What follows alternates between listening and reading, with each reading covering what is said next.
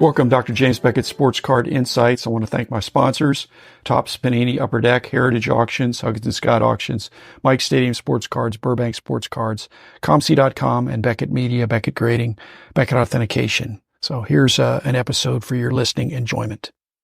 Going back to the big explosion of the 1980s, and we both watched new brands on the card manufacturing level come in.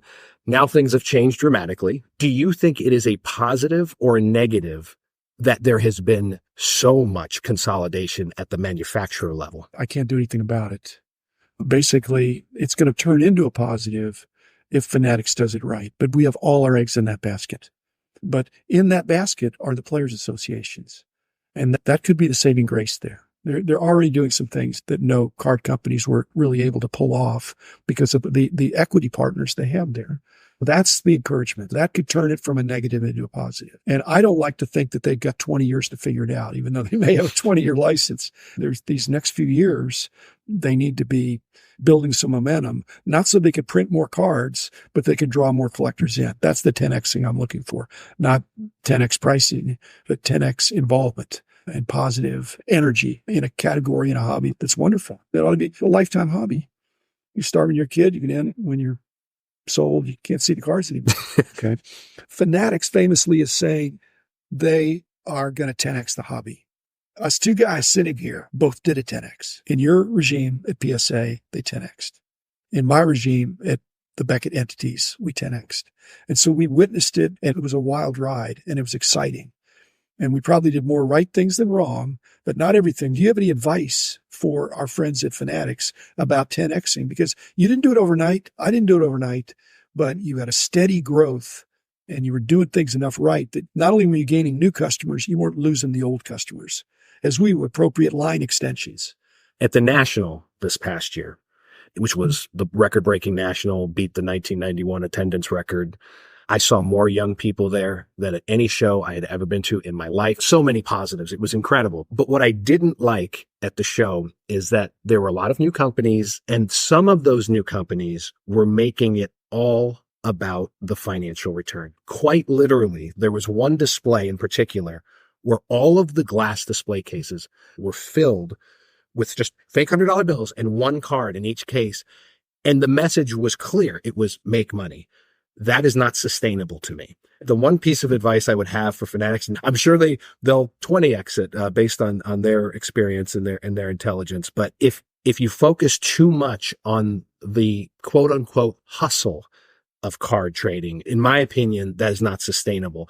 You talked about the enthusiasm, the love, the passion. If you can base it more in that. Now, there's no doubt there's a monetary component to this. I say we did it, but we weren't doing it for that reason. We weren't telling everybody, hey, if you do this, here's what you're going to get. We just kept putting out a good product. And the money will come as a natural result of doing it the right way. And just, again, looking long term, I love that there are so many young people involved. Again, watching that National was like a time warp for me, but it was bigger than it was 30 years ago in terms of young participation at the show. I would go to the hotel after the show, and the halls are lined with 10 and 12-year-olds trading cards. It was amazing.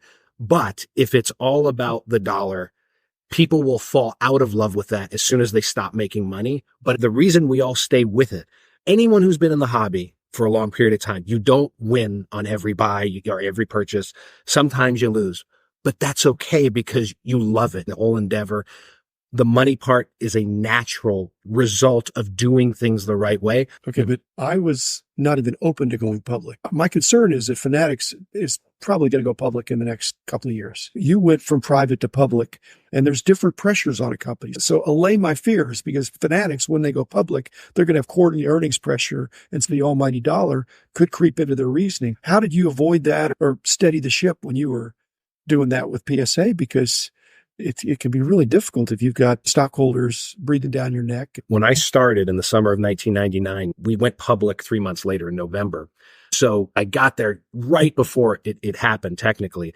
Many years later, I became CEO of the publicly traded company, the Collectors Universe entity. And I guess one of the things I was able to do is be a sponge and observe. So I had 5 or 6 CEOs before me, and I was working there all along, and I got to see we had ups, we had downs, and just to observe and take in from their experience. Now, we probably had an advantage in the sense that we were so small. You weren't that big. We weren't that big. So we were public. You're small for the stock exchanges. Right. But not for our hobby. Exactly. But because we were so small, I don't think there was so much attention on us. And to be quite frank, tracking, that happened towards the end when we started to gain momentum. And there was a time where we were almost delisted in my early career of stock was down at $2. So for so long, we were a tiny public company. The pressure didn't start building until they started to see our success. So I was in the CEO seat for about 4 years or so. And we started to have some real success and our stock started to go up. And all of a sudden we were getting more and more attention. So to your point, company the size of Fanatics went public today because they are much larger. We sold for a little over 850 million. Fanatics, they say, is already valued in the many billions of dollars. So it's a very different business. And I think the pressure and the scrutiny would be much greater because of their sheer size. What was the first card or cards you ever either bought or were given to you? What were the first ones? I have said that Spook Jacobs 1956 Topps was the first card I got out of a penny pack. But let me answer it in this way, and that is, I had collections given to me, and I don't even know why, but I remember buying cards a nickel at a time. I don't ever remember buying a whole box when I was 7, 8, 9, 10, 11, 12.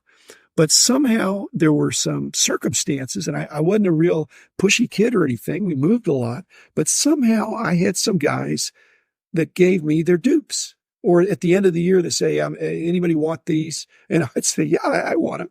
And so I remember distinctly getting almost a complete set of 61 Topps from my buddy. It's 1962. What do I need 61s for? But those are the ones my mom threw away because they were extra and I didn't integrate them in with my collection. I was looking through them. She told me put them away or I'm going to throw them out. But I had several instances where a kid that was collecting gave me some cards, not early 50s, but in the years that I was tracking, late 50s or early 60s. And I don't remember, did I do chores for them? Did I shine their shoes? I don't think so. But somehow I had more cards than I would have had nickels. And I was an expert flipper, so I'm sure I won some cards. But yeah, I think the way kids got cards and kids' collections changed hands in those days, they weren't perceived as worth anything if they were the previous year. That was last year's cards. They were going to throw them out. And I'd say, don't throw them out. I'll take them. And now look at me. I got the last layout. That's right. Fair enough. Good question, Joe. Okay. I think sometimes a duopoly is harder to challenge than a monopoly. When you're the monopoly, which PSA is almost a de facto monopoly now, everybody's shooting at you. Fanatics is going to be a near monopoly if they have their way. Everybody's going to be shooting at them. Coke and Pepsi, they've got to share the bullets. And so I'm wondering if some of these power structures that Fanatics needs a Pepsi or PSA, and SGC's been coming on strong, but they're a distant second. At our peak, I think we were a Batman and Robin, and we weren't the Batman back in the early 2000s, let's say. We were winning awards. We were innovating. I think you always had the volume, but we were doing great. Okay. And so that was nearing a duopoly, but I think a duopoly has strength that a monopoly doesn't. Monopolies get attacked by the government, by regulations. Everybody's saying it. So does that resonate with you? Yes. Fanatics needs to think about that. The PSA needs to think about that. That Heritage is not a monopoly. Sotheby's and Christie's be another example. Okay. The fact that there's two of them, it's like people think that's formidable because if one doesn't get them, the other one's got to get them. I've got to defeat both of them. So let's say I want to start a new rating service and I want to compete. Your position is it's actually harder to compete against if there's two strong people in the market, two strong brands. It's harder to do that than to go after the one. If I'm a new player. I'd say duopoly, but in effect, if you go back 15 years, SGC was always very strong pre-war. Mm-hmm. PSA was very strong vintage. BGS had a really strong presence in the modern thicker cards for sure. Okay. There was an order to that and it made it difficult for other entrants to come in. But now PSA is near monopoly and all of a sudden we've got a whole bunch of people competing. Yeah. I think it actually does open the door for a new player, whether it's in the manufacturing world or platforms world or in grading, because there's so much volume happening in one. And that's, if we could just take 10%. Now I know everyone thinks in every industry, right? I know, yeah. If I could only get 2% of the baby wipes business or something, then I'll be a billionaire. But I agree. Mark Laurie did. Mark, it was The Pit. Oh. And he was diapers.com, and now he's the owner of the T-Wolves. There you go.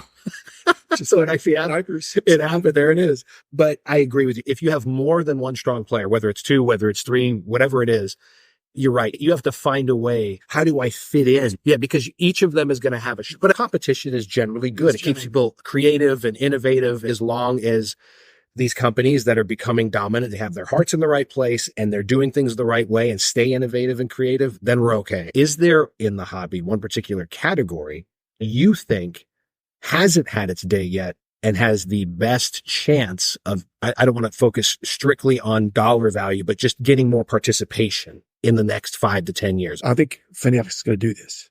Anybody could do it, but they could maybe do it better. They've got the marketing muscle and the connections, and that is music and celebrity and entertainment. Because I was thinking the other day, used to be stamp collectors. They don't eat stamps. They love stamps, but stamps are eclectic and stamps are archaic now.